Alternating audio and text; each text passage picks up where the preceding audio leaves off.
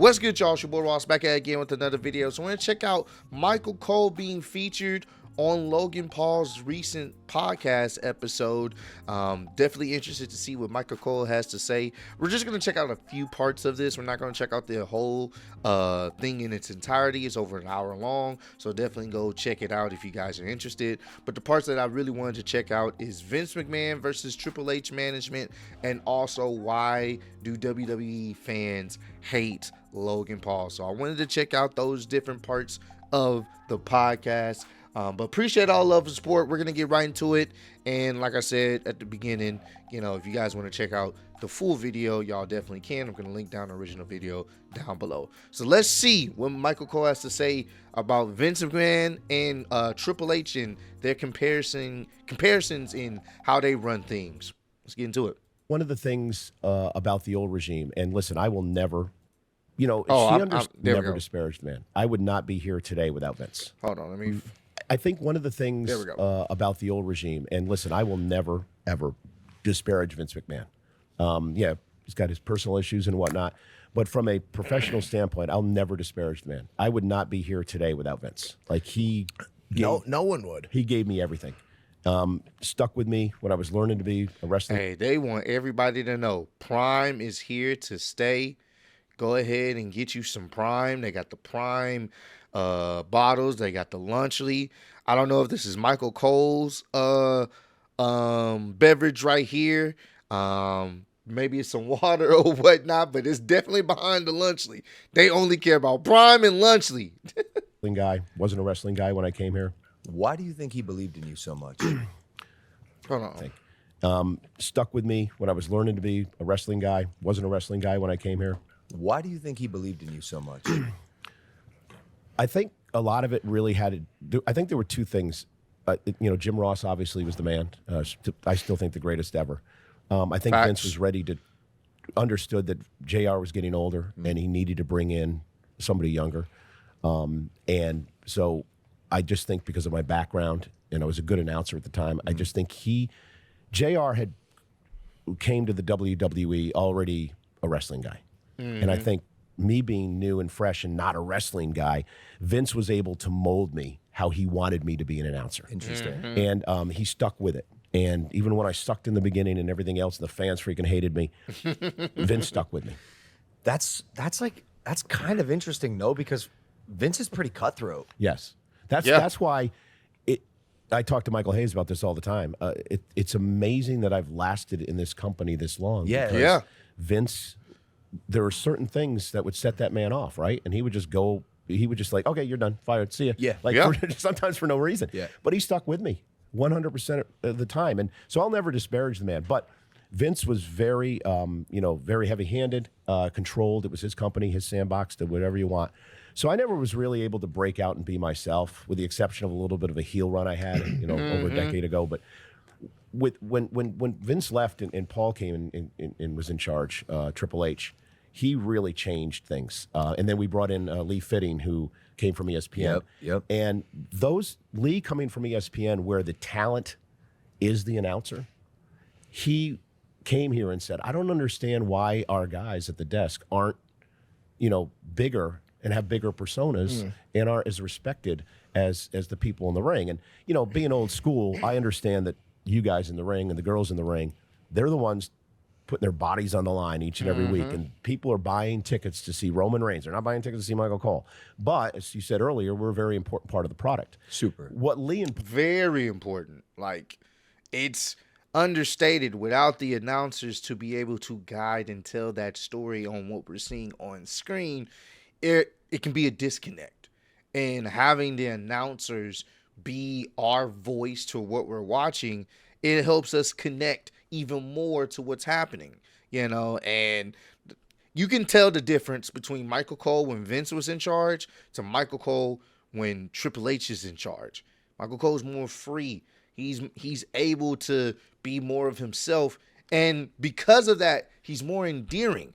Because of that, we care to see what he has to say even more than we did before, because it comes off fluid. It comes off more genuine. It doesn't come like It doesn't come off like somebody's in his headset saying, you gotta say this shit. It's more or less letting things flow, letting things happen, and it comes off more organic.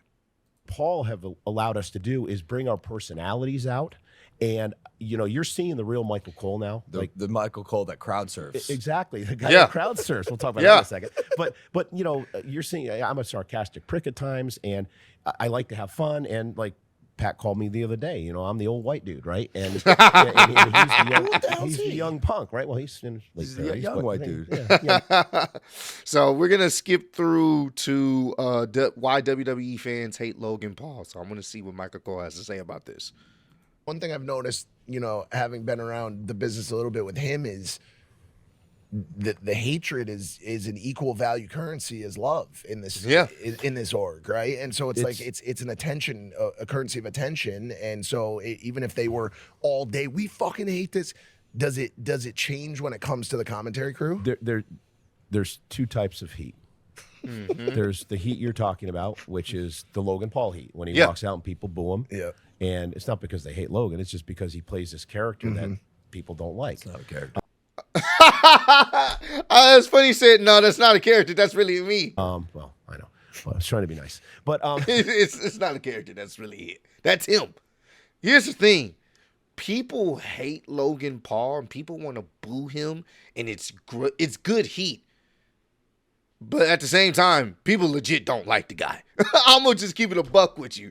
People legit don't like him, but we understand, crazy to say this, how good he is in the ring.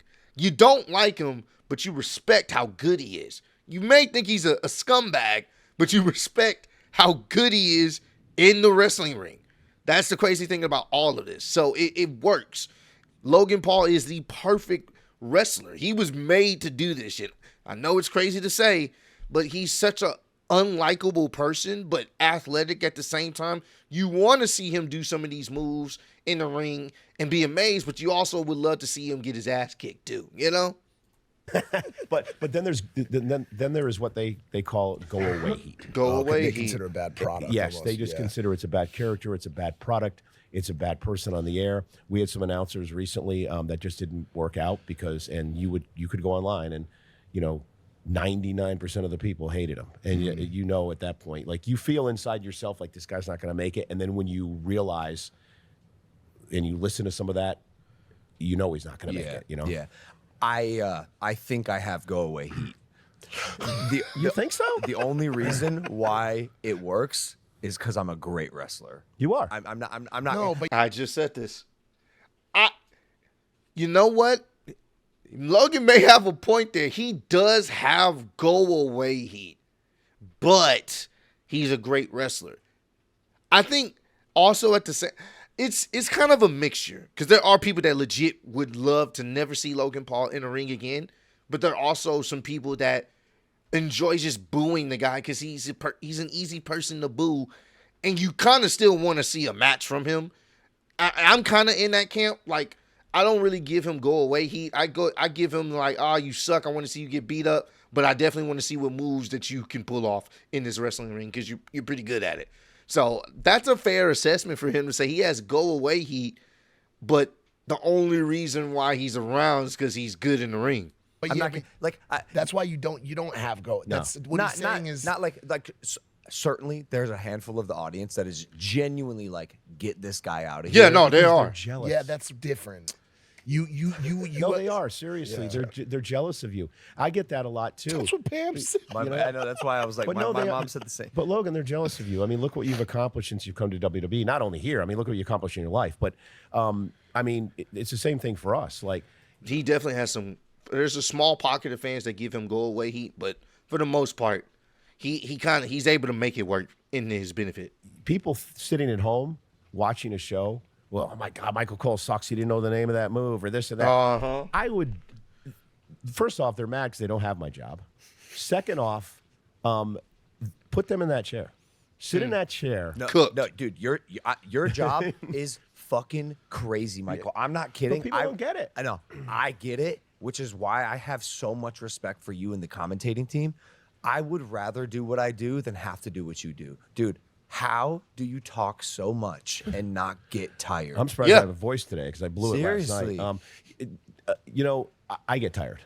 Don't get me, especially as I get older, and I really have to take care of myself now. I eat right. I still like my whiskey, but work out. And seriously, at my age, my wife's always like, why are you going to the gym again? I go every day because it's not because I want to. Well, obviously, you got to look halfway decent when you're in television, right? Yeah. But as you get older, your body starts to break down. Yeah. And this job is very taxing, both mentally and physically. Yep. And people don't understand the physical things of it. 3.5 hours jumping up and down, screaming, yelling, it's hard. So you got to try to stay in shape for that. Which, as I get older, I realize I need to do that. But our vocal cords. Now That's good you're thinking about it. our vocal cords are muscles, and just like anything else, I utilize those muscles at a very high level every week. Oh, I get it. And it has now these muscles are they're in shape now, right? And so it's funny seeing broadcasters come into our business for the first time from other realms and try to do what we do. Yeah. It takes them a long time. Yeah. I remember one of our announcers, Kevin Egan. He works with MLS now, but he had a terrible time, like with his voice. Like his first few months here, he could not. He wasn't in shape to do this. Dude, not even just the amount of talking. You have to be on. That's like I could probably do this podcast audio and have like we've done 3 in a row, maybe some days like 4 in a row, and it's all right. But live TV having to be on is like that's the real drain for me. There's no net, right? No, it is live, no. and you got, and especially in this day and age, you got to be very, very careful with what you say. Obviously, Yeah. Especially on, even with Netflix. Like we thought we were going to be able to get away with a few other things, but Netflix is very strict with that too. I heard this. Yeah, Yes, and- people told me they're actually a little more. So guys like us that are talking live, especially working with Pat, who's got, he's got no buffer. He's just Pat. You got to be really careful sometimes what you say, especially, and that's another reason. And Pat keeps me young too. I've got to keep up to date with the phrases the kids use today and stuff like that. Make sure Try to make sure you have the right aura. well, yeah, and make sure, also make sure that I'm not saying stuff that Isn't out there. It has like right, exactly. changed into a different. And also one thing I've noticed too, and maybe you noticed it, is like for some of the longer stuff, like some of these events that I do with Karate Combat are like 6-7 hours long. right. By hour 4 or 5, that barrier of like, should I say this or not say this, starts to kind of Yeah. like melt away Because a you're little getting a bit. headache, Bro, you're you're getting losing. You're tired, starting yeah. to become mush. Yeah. And all of a sudden, things are coming out of your mouth. They're like, wait a second, did I say that? Am I here? What's that? Like, what's going on? Right And the now? problem with our stuff, to your point, Logan, too, is it's not just being on because it's live television. Every single match and character have to be given the same respect and gravity. Yeah. So I can't treat Logan Paul any differently than I treat Ludwig Kaiser, or I can't treat Roman Reigns. So, like at the Rumble, I've got to be high energy Yeah. for every woman's entrance. Yeah. For 30. And then obviously as you get close to the finish and the big moves and putting everybody over. Yeah. Then you've got to be able to treat the tag team match with a new group, Motor City Machine Guns, at the same level you would treat the women at, because you don't want to feel like you're disrespecting them. Then you go into the Cody match, which is just an intense ladder match, right? That's a championship match, so you got to be up here. And then of course the Rumble, men's Rumble, which is the biggest Last. event of the year, last. So you're And- like saving up energy. well, it's hard because you got to keep that energy level the whole way. And then now you got 30 men entering. And last night, you were in there. That last 6 in that match, I had goosebumps. It was it's incredible. insane. You had Hall of Famers in there. Did you think about that at all? Yeah, I'm getting goosebumps now. It was. I mean, you're in there with guys: John Cena, Seth Yeah. Rollins. Punk. So this must have been probably right after the Royal Rumble, and that how everything transpired with that. Punk, Roman Reigns, Jey Uso. No, that was insane. Insane. I looked around. I was looking at these guys, and I was just like, damn, I'm right at home. Right. No, I know, but you felt it. I was like, but I'm you know belonging to damn well circle. deep down inside you were going, how the hell am I even here? Not at all. You said not at all. See, Not at see. all. I was like, I honestly was like, how the hell is CM Punk still here? Oh, I was the original Yeet, by the way. You were. Yeah, that is true. Yes. When did this happen? Yeah. Yeah, years ago. Years ago. Years. Oh man. In fact, I thought we had put that in a bulletproof coffin. So dude. I thought that was dumb. So, too. so I did can't Jay steal it from you? Yes, and I'm sending him a cease and desist. I'm actually sending him a cease and desist. Oh my God. Not a work. He will be getting a cease and desist, and I'm collecting everything. Everything. Well, now he's the main eventer, so. Yeah, that's true. Hey man, this was very interesting to kind of hear what Michael Cole has to say and give his opinions on things, and it puts things even in more perspective, or give you a better perspective of how much work goes into the commentary team. Like the fact that he said, man, we got to give the energy the entire show to everybody. We can't just have high energy for, the top stars and not show energy for the mid-card guys, or, even the people that are going out there to, essentially lose, or a jobber. We still got to give energy to everybody that comes out there, to every situation, to every scenario. That's not easy to do, because if at some point you just start dragging and you don't have that excitement, now the fans that are watching, they're going to be like, what's going on with Michael Cole? He doesn't seem as excited when this individual comes out, or whatever the case may be. So it just shows how much work goes into just being a part of the commentary team. It's not as easy as talking.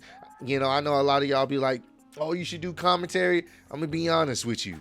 I kind of like doing what I do on the live stream reactions. If there's something that I like and enjoy, I'll have the energy for it. If there's something that I'm not a big fan of, I'm probably not going to have the energy for it. Being on commentary, you have to have the energy for everything. There is no stop. There's nothing but just gas and go. That's it. So I respect what commentators do out there when it comes to even the independent wrestling, major companies, whatever. It takes time, and it takes, a certain individual to be willing to put in that extra effort to sell whatever they seeing in that ring. So shout out to Michael Cole, man. He's doing fantastic work, man. I love to see Michael Cole get his flowers. So comment down below. Let me know some other wrestling related videos y'all want me to check out. I definitely will. I appreciate all the love and support. Road to 150K. Appreciate y'all kicking with me. See y'all next one. Peace.